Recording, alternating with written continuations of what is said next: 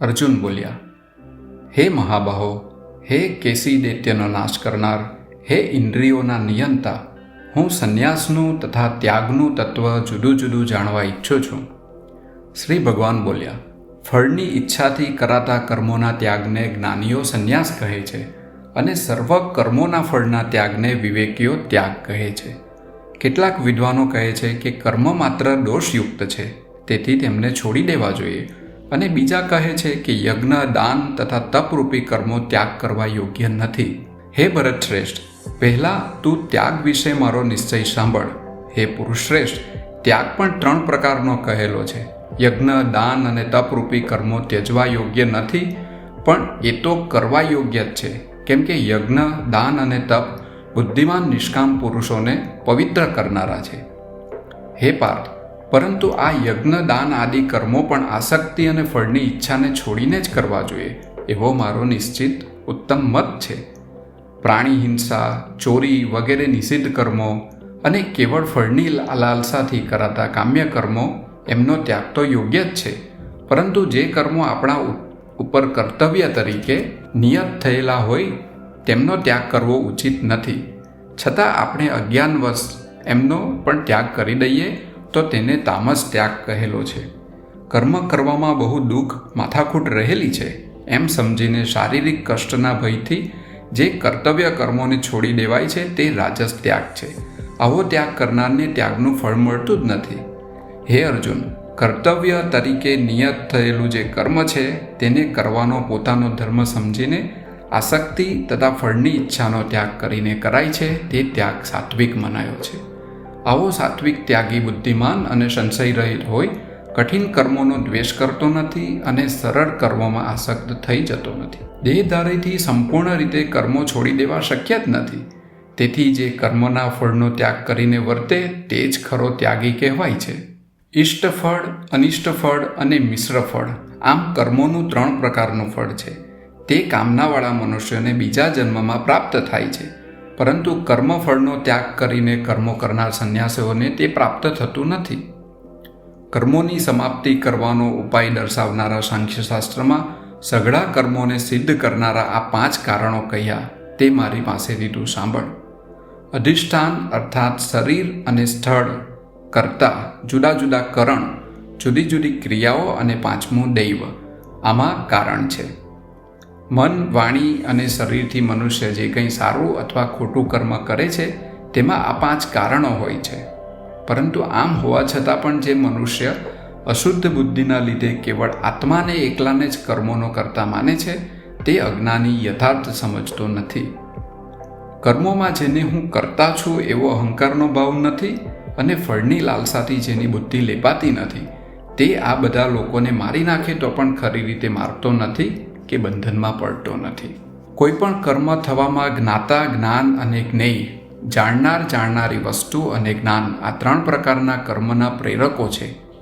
કર્તા, કરણ એટલે કે સાધન, અને ક્રિયા, આ 3 પ્રકારના કર્મના આધારો છે. ગુણોની ગણતરી કરનાર સાંખ્યશાસ્ત્રમાં જ્ઞાન, કર્મ અને કર્તાને પણ ગુણોના ભેદથી 3 પ્રકારના કહેલા છે, તેમને પણ તું સાંભળ. જે જ્ઞાનથી મનુષ્ય જુદા જુદા દેખાતા સર્વભૂતોમાં એક રૂપે રહેલા અવિનાશી ભાવને જોઈ શકે છે તે જ્ઞાનને તું સાત્વિક જાણ. અને જે જ્ઞાનથી મનુષ્ય જુદા જુદા દેખાતા સર્વભૂતોમાં જુદા જુદા અનેક ભાવોને રહેલા જુએ છે તે જ્ઞાનને તું રાજસ જાણ. તથા જે જ્ઞાન એક જ કાર્યમાં તેના સ્વરૂપને સમજ્યા વિના, તેનો હેતુ વિચાર્યા વિના તેમાં પૂરેપૂરી રીતે આસક્ત થઈ જાય તે અલ્પ જ્ઞાનને તામસ કહેલ છે. કર્તવ્ય તરીકે નિયત થયેલું જે કર્મ રાગ, દ્વેષ અને આસક્તિથી રહિત થઈને ફળની ઈચ્છા વિના મનુષ્ય કરે તેને સાત્વિક કર્મ કહે છે. જે કર્મ હું કરતા છું એવા અભિમાનપૂર્વક ફળની કામનાવાળો મનુષ્ય બહુ મહેનત ઉઠાવીને કરે તેને રાજસ કર્મ કહ્યું છે. પરિણામનો, વસ્તુઓના બગાડનો, હિંસાનો અને પોતાના ગજાનો વિચાર કર્યા વિના મનુષ્ય મોહથી, અજ્ઞાનથી જે કર્મનો આરંભ કરે છે તેને તામસ કર્મ કહેવાય છે. જે કરતા આસક્તિ રહિત, અહંકાર ન રાખનાર, બડાસ ન હાંકનાર તથા ધૈર્ય અને ઉત્સાહયુક્ત છે, તેમજ કાર્ય સિદ્ધ થાય કે ન થાય તેમાં નિર્વિકાર, હર્ષ શોક વિનાનો છે તે સાત્વિક કર્તા કહેવાય છે. જે કરતા આસક્તિથી યુક્ત, કર્મના ફળની ખૂબ જ ઈચ્છાવાળો અને લોભી છે તથા બીજાઓને કષ્ટ પહોંચાડવાના સ્વભાવવાળો, અપવિત્ર તથા હર્ષ શોકના આવેશવાળો છે, તેને રાજસ કરતા કહ્યો છે. જે કરતા અયુક્ત, અસંસ્કારી, અનમ્ર, શઠ, બીજાઓને છેતરનારો, આળસુ, શોક કરનારો અને દીર્ઘસૂત્રી છે, તે તામસ કરતા કહેવાય છે. હે ધનંજય, હવે હું બુદ્ધિ અને ધૃતિનો ગુણોના લીધે જે 3 પ્રકારનો ભેદ છે તેને પૃથક પૃથક પૂરેપૂરો કહું છું, સાંભળ. હે પાર્થ, જે બુદ્ધિ પ્રવૃત્તિ અને નિવૃત્તિ કરવા યોગ્ય અને ન કરવા યોગ્ય, ભય અને અભય તથા બંધન અને મુક્તિને જાણે છે, તે સાત્વિક બુદ્ધિ છે. હે પાર્થ, જે બુદ્ધિ વડે મનુષ્ય ધર્મ અને અધર્મને તથા કાર્ય અને અકાર્યને યથાર્થ રીતે જાણી શકતો નથી, તે બુદ્ધિ રાજસી છે. હે પાર્થ, અજ્ઞાનથી ઢંકાયેલી જે બુદ્ધિ અધર્મને ધર્મ સમજે છે અને બધા પદાર્થોને અવળી રીતે જુએ છે, તે બુદ્ધિ તામસી છે. હે અર્જુન, મનુષ્ય જે એકનિષ્ઠ ધૃતિ ધીરજ વડે મન, પ્રાણ અને ઇન્દ્રિયોની ક્રિયાઓને આત્મયોગથી ધારણ કરે છે, તે સાત્વિક ધૃતિ છે. તથા હે અર્જુન, ફળની આકાંક્ષાવાળો મનુષ્ય જે ધૃતિથી ધર્મ, કામ અને અર્થને અતિ આસક્તિપૂર્વક ધારણ કરે છે, તે રાજસી ધૃતિ છે. હે પાર્થ, જે ધૃતિ વડે દુર્બુદ્ધિવાળો મનુષ્ય નિંદ્રા, ભય, શોક, ખેદ તથા જડતાને છોડી શકતો નથી, તે તામસી છે. હે ભરત શ્રેષ્ઠ, હવે 3 પ્રકારના સુખને તું મારી પાસેથી સાંભળ, જે સુખમાં માણસ અભ્યાસને લીધે રમમાણ થાય છે અને દુઃખનો અંત પામે છે. જે સુખ શરૂઆતમાં ઝેર જેવું લાગે પણ પરિણામે અમૃત સમાન હોય, તે આત્મજ્ઞાનની પ્રસન્નતામાંથી ઉપજેલું સુખ સાત્વિક કહેલું છે. વિષયો અને ઇન્દ્રિયોના સંયોગથી ઉત્પન્ન થયેલું જે સુખ શરૂઆતમાં અમૃત જેવું મીઠું લાગે છે પણ પરિણામે ઝેર જેવું ગુણ કરે છે, તેને રાજસ કહ્યું છે. જે સુખ આરંભમાં અને પરિણામમાં આત્માને મોહ ઉત્પન્ન કરનારું છે અને નિંદ્રા, આળસ તથા પ્રમાદમાંથી ઉત્પન્ન થયેલું છે, તેને તામસ સુખ કહ્યું છે. પૃથ્વી પર, આકાશમાં અથવા દેવલોકમાં એવું કોઈ પ્રાણી કે પદાર્થ નથી કે જે પ્રકૃતિથી ઉત્પન્ન થતા આ 3 ગુણોથી મુક્ત હોય. હે પરંતપ, બ્રાહ્મણ, ક્ષત્રિય, વૈશ્ય તથા શૂદ્રોના કર્મોને તેમના સ્વભાવથી ઉત્પન્ન થયેલા ગુણો અનુસાર વિભક્ત કરવામાં આવ્યા છે. મનનો નિગ્રહ, ઇન્દ્રિયોનું દમન, તપ, પવિત્રતા, ક્ષમા, સરળતા, શાસ્ત્રોનું જ્ઞાન, આત્મા અને પરમાત્માનો અનુભવ તેમજ આસ્તિકતા આ બ્રાહ્મણના સ્વભાવજન્ય કર્મો છે. શૌર્ય, તેજ, ધૈર્ય, ચતુરતા, યુદ્ધથી ન ભાગવું, દાન અને ઈશ્વરભાવ આ ક્ષત્રિયના સ્વભાવથી થતા કર્મો છે. ખેતી, ગાયોનું પાલન અને વેપાર આ વૈશ્યના સ્વાભાવિક કર્મો છે અને ચાકરી શૂદ્રનું સ્વાભાવિક કર્મ છે. પોતપોતાના સ્વાભાવિક કર્મમાં રત રહેલો મનુષ્ય ઉત્તમ સિદ્ધિરૂપી મોક્ષને પામે છે. પોતાના કર્મમાં રત રહીને જે પ્રકારે સિદ્ધિ પામે છે તે તું સાંભળ. જેનાથી સઘળા પ્રાણીઓ ઉત્પન્ન થાય છે અને જેનાથી આ સર્વ જગત વ્યાપ્ત છે, તે પરમાત્માને પોતાના સ્વાભાવિક કર્મ વડે પૂજીને મનુષ્ય મોક્ષરૂપી સિદ્ધિને પામે છે. બીજાનો ધર્મ આચરવો સહેલો હોય અને તેના કરતાં પોતાનો ધર્મ મુશ્કેલ અને ઓછા ગુણ લાવવાળો હોય, છતાં મનુષ્યને પોતાનો ધર્મ જ કલ્યાણકારક છે. કારણ કે પોતાની સાથે સ્વાભાવિક રીતે નિયત થયેલું કર્તવ્યનું આચરણ કરનાર મનુષ્ય પાપી બનતો નથી. માટે હે કુંતીપુત્ર, પોતાનું સ્વાભાવિક કર્મ દોષવાળું હોય તો પણ તેનો ત્યાગ કરવો ન જોઈએ. કારણ કે ધુમાડાથી અગ્નિની પેઠે બધાય કર્મોની સાથે કોઈને કોઈ દોષ લાગેલો જ હોય છે. જેની બુદ્ધિ બધેથી આસક્તિ રહિત બની છે, જેણે મન અને ઇન્દ્રિયોને જીત્યા છે, જેને કોઈ જાતની સ્પૃહા રહી નથી, તે મનુષ્ય સંન્યાસ વડે પરમાર્થ ભાવે નિષ્કામ કર્મો કરતો છતાં કર્મબંધનથી મુક્ત થવારૂપ પરમ સિદ્ધિને પામે છે.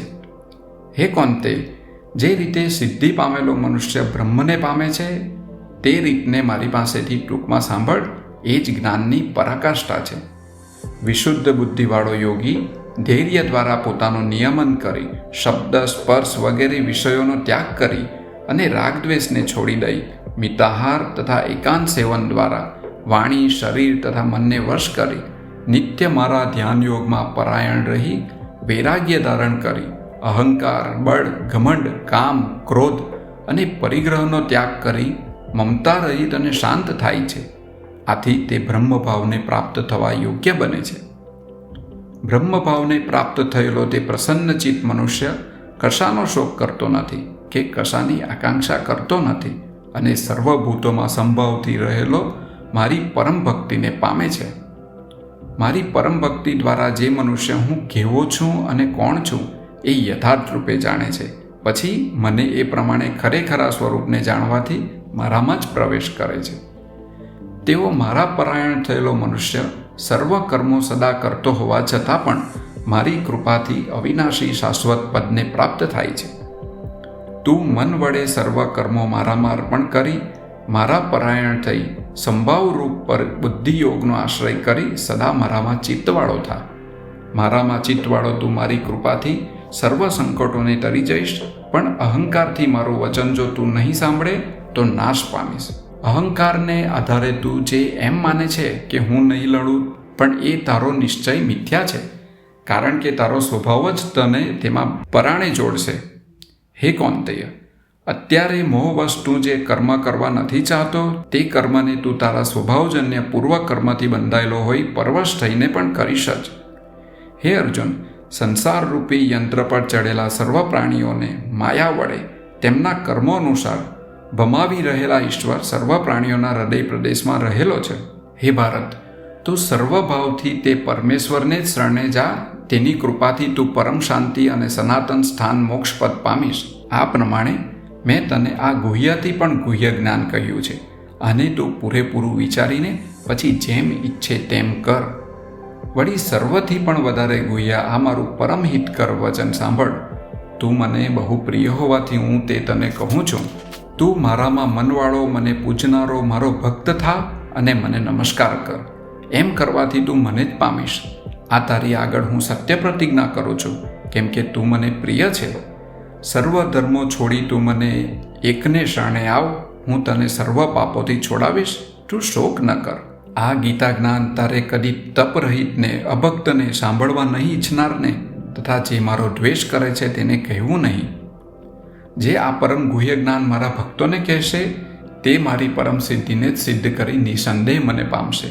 મનુષ્યોમાં તેના કરતાં કોઈ મારું વધારે પ્રિય કરનાર નથી. આ પૃથ્વી ઉપર તેના કરતાં મને કોઈ વધારે પ્રિય થશે નહીં. તથા જે મનુષ્ય આપણા આ ધર્મમય સંવાદનું અધ્યયન કરશે તેણે તે અધ્યયન રૂપી જ્ઞાન યજ્ઞથી મારું પૂજન કર્યું છે એવો મારો મત છે. તથા જે મનુષ્ય શ્રદ્ધાવાન, દ્વેષ બુદ્ધિ વિનાનો થઈને આને કેવળ સાંભળશે તે પણ પાપોથી મુક્ત થઈ પુણ્યવાનોના શુભ લોકોને પ્રાપ્ત થશે.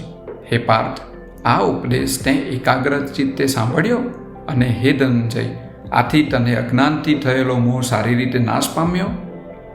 અર્જુન બોલ્યા, હે અચ્યુત, આપની કૃપાથી મારો મોહ નાશ પામ્યો છે અને મેં સ્વધર્મ, કર્મ, આત્મજ્ઞાન આદિની સ્મૃતિ મેળવી લીધી છે. હવે સંશય રહિત થઈ હું ઊભો છું અને આપના વચન પ્રમાણે જ કરીશ. આ પ્રમાણે ભગવાન વાસુદેવ અને મહાત્મા અર્જુનનો આ અદ્ભુત અને રોમાંચક સંવાદ મેં સાંભળ્યો. શ્રી વ્યાસજીની કૃપાથી દિવ્ય દ્રષ્ટિ પ્રાપ્ત થયેલા મેં આ પરમ ગુહ્ય યોગેશ્વર શ્રી કૃષ્ણ અર્જુનને કહી રહ્યા હતા તેમની પાસેથી પ્રત્યક્ષ સાંભળ્યો. હે ધૃતરાષ્ટ્ર, શ્રી કૃષ્ણ અને અર્જુનનો આ અદ્ભુત અને પવિત્ર સંવાદ સાંભળી હું વારંવાર હર્ષ પામ્યો છું. હે રાજન, અને શ્રીહરિના તે અતિ અદ્ભુત સ્વરૂપને સંભાળી મને મહાન આશ્ચર્ય થઈ રહ્યું છે અને હું વારંવાર હર્ષ પામું છું. જ્યાં યોગેશ્વર શ્રી કૃષ્ણ છે અને જ્યાં ધનુર્ધારી અર્જુન છે ત્યાં લક્ષ્મી, વિજય, ઐશ્વર્ય અને અવિચળ નીતિ છે એવો મારો મત છે.